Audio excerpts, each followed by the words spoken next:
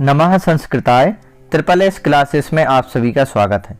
प्यारे बच्चों, आज हम हमारी पाठ्य पुस्तक सेमुसी द्वितीय भागा दशम वर्गाय में जो लगी हुई है संस्कृत की बुक, इसका अपन जो चैप्टर है हमारा तृतीयः पाठः।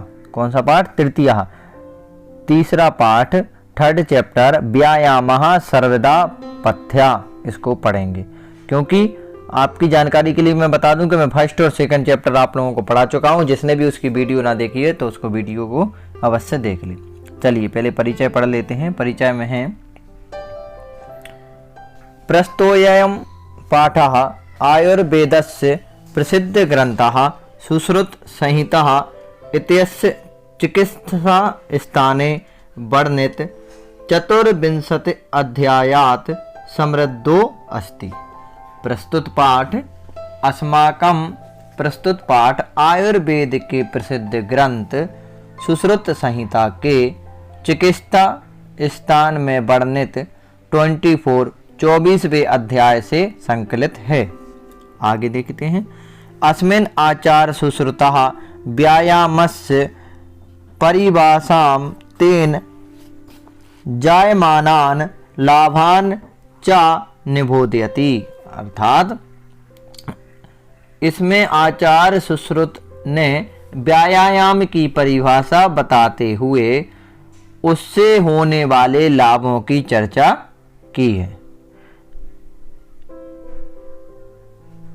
प्रामुख्येन शरीर सौष्ठवम कांति स्फूर्ति सहिष्णुता आरोग्यम च इत्यादया व्यायामस्य लाभः सन्ति।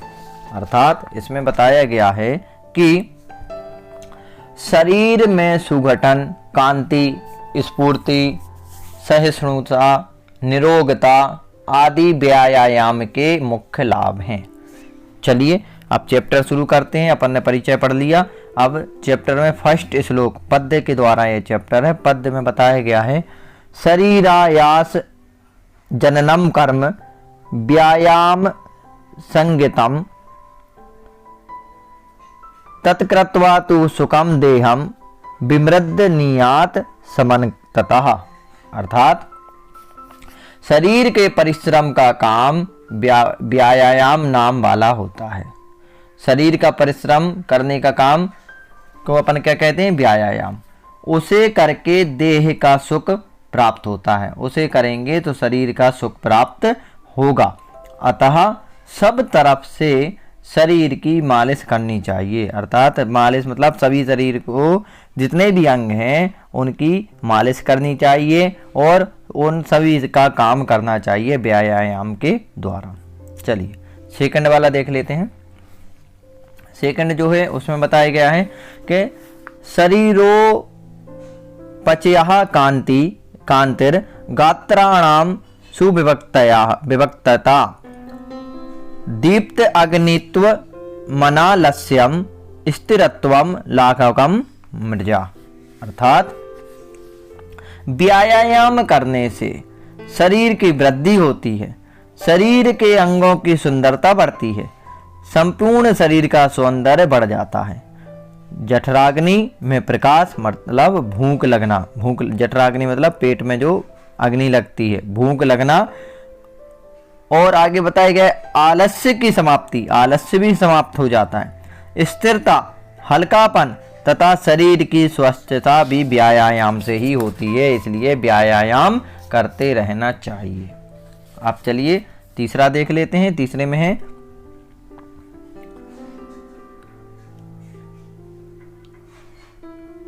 श्रम कलमपि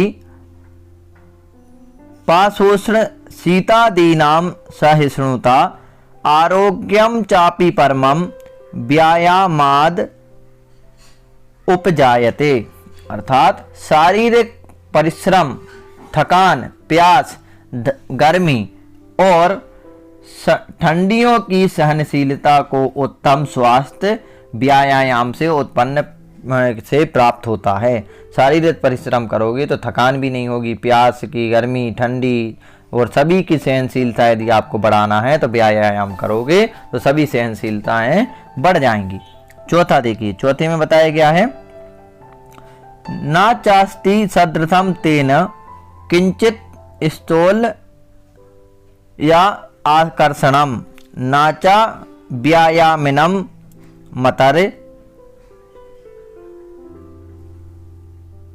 मर्द यत्न रयो बलात्। अर्थात इसका भी मतलब देख लेते हैं अपन। फोर्थ वाला अपन ने पढ़ा है, फोर्थ वाले का जो बताया गया है तो इसमें बताया गया है कि व्यायाम करने वालों को क्या बताया गया है कि व्यायाम के समान कुछ कोई लोग मोटे जो होते हैं उनका मोटापा दूर करता है, कम करने वाला नहीं है। व्यायाम जो है वह इसमें बताया गया है कि व्यायाम के द्वारा मोटापा भी कम होता है और ना ही व्यायाम करने वाले व्यक्ति को बलपूर्वक शत्रु कुचल पाते हैं। व्यायाम करने वाले को जो शत्रु हैं वह बलपूर्वक कुचल नहीं पाते, बल कुछ नहीं होता, व्यायाम करने वाला व्यक्ति की ही जीत होती है। इसलिए व्यायाम करते रहना चाहिए। चलिए फिफ्थ वाला देखिए। फिफ्थ वाले में बता रहे हैं कि न चैनम सहसा क्रम जरा समाधि रोहति स्त्री भवती मासम चा व्यायामा भी भिर तस्य चा।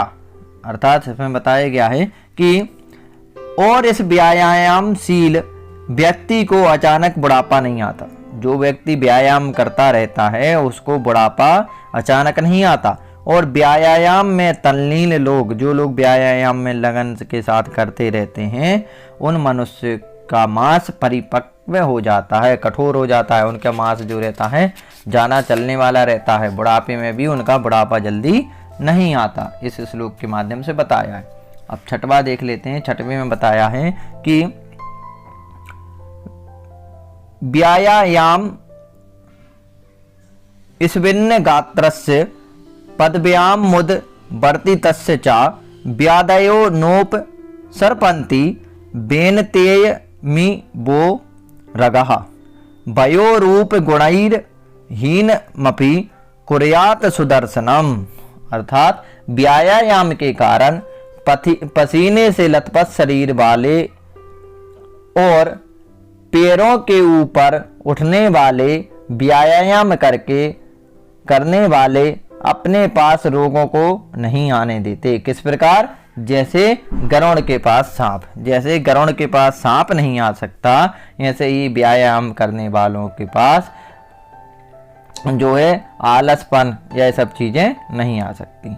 व्यायाम से आयु बढ़ती है, रूप तथा गुणों से हीन व्यक्ति भी सुंदर दिखाई देने लगता है। इसलिए व्यायाम करना अति आवश्यक है। फिर देखिए 7 नंबर, व्यायामं कुर्वतो नित्यं वृद्धमपि भोजनं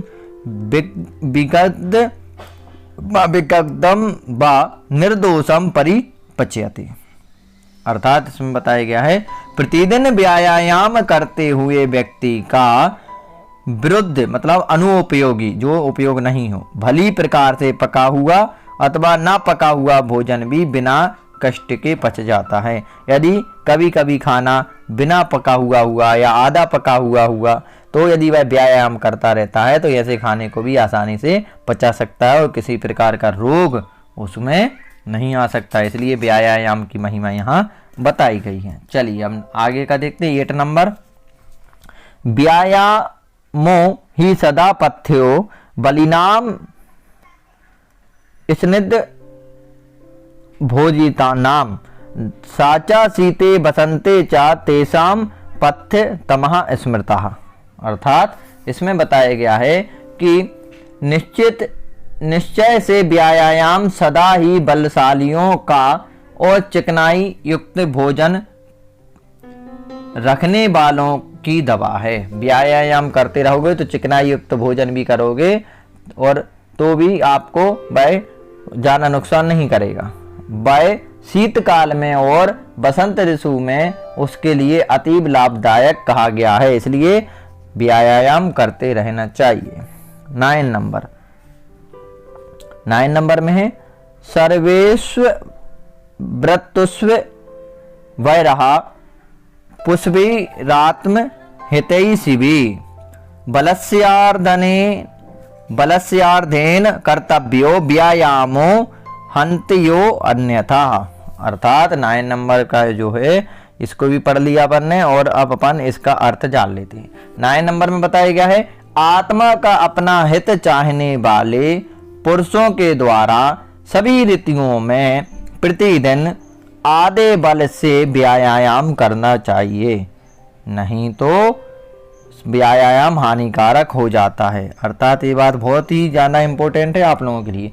आत्मा का मतलब अपना हित चाहने वाले पुरुषों के द्वारा सभी ऋतुओं में प्रतिदिन आधे बल से व्यायाम करना चाहिए। ये नहीं कि जितना बल है वो पूरा लगा दिया, जितना आधे बल से, नहीं तो व्यायाम लाभदायक है तो हानिकारक भी बन जाता है। सभी चीज के दुरुपयोग भी होते हैं, तो इसलिए याद रखें कि व्यायाम हमेशा संभल के करें, अपने से आधे वजन, ठीक है ना, जितनी अपन की सहन शक्ति है उससे आधे वजन का उपयोग करते हुए।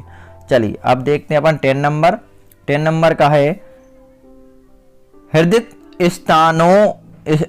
स्थान स्थितो वायुर्यदा वक्त्रम प्रपद्ये व्यायामं कुर्वतो जंतो बलार्धस्य लक्षणम। अर्थात इसमें 10 नंबर में बताया गया है कि जब हृदय स्थान में स्थित वायु हवा मुंह तक पहुंचती है, व्यायाम को करते हुए व्यक्ति के वह आधे बल का लक्षण होता है। जब हृदय स्थान में स्थित वायु हवा जो है, वायु मतलब हवा मुंह तक पहुंचती है, तो व्यायाम को करते हुए व्यक्ति वह आधे बल का लक्षण होता है। मतलब जब अपन कोई वजन उठा रहे हैं और या कोई भी एक्सरसाइज कर रहे हैं और अपन जो हवा है वह अपने मुंह तक पहुंचने लगे, कि मुंह से निकलने लगे, अभी अपन नाक से सांस ले रहे थे और मुंह से भी हवा निकलने लगे, तो समझ जाओ हमारे आधे बल का प्रयोग हो गया। इससे जाना हमारे लिए नहीं करना। अब देखें लास्ट वाला 11 नंबर, वयो बल शरीराणि देश कालासनानि च समीच कुर्यात् व्यायामान मन्यतः समस्य कुर्यात् व्यायाम मन्यता रोग मापनुयात। अर्थात आयु बल शरीर देश स्थान समय और भोजन को देखकर ही व्यायाम करना चाहिए, अन्यथा रोग को प्राप्त करेगा और रोगी हो जाएगा। किसको देखकर? ये नहीं कि आप जब 18 साल के थे और अब 65 के हो गए, व्यायाम वही है, ठीक है ना। बल, आयु, बल, शरीर, देश, स्थान, समय, भोजन, इन सबको देखकर ही व्यायाम करना चाहिए, तभी सफल व्यायाम होगा। चलिए बच्चों, तो व्यायाम के ऊपर यह बहुत ही अच्छा चैप्टर था। आप लोगों को अच्छा लगा हो तो वीडियो को लाइक करना ना भूला करें। मैं बार बार बोलता हूँ वीडियो को लाइक करें, कमेंट करें, क्योंकि आपके गुरुजी आपको पढ़ा रहे हैं, तो आपको इतना तो बनता है कि आप वीडियो को लाइक कर सकते हैं। जिसने भी अभी तक चैनल को सब्सक्राइब नहीं किया है, चैनल को सब्सक्राइब कर ले, जिससे आने वाले वीडियोस की नोटिफिकेशन आपको समय समय तक पहुंचते रहेंगे। ठीक है बच्चों, नेक्स्ट वीडियो ये बहुत ज़्यादा लंबी हो रही है, इसलिए नेक्स्ट जो पार्ट है, सेकंड पार्ट एक्सरसाइज वाला, वह मैं अगली वीडियो में पढ़ाऊंगा। तब तक के लिए जयतु संस्कृतम, जयतु भारत, नमा संस्कृताय। स्वस्थ रहें, मस्त रहें।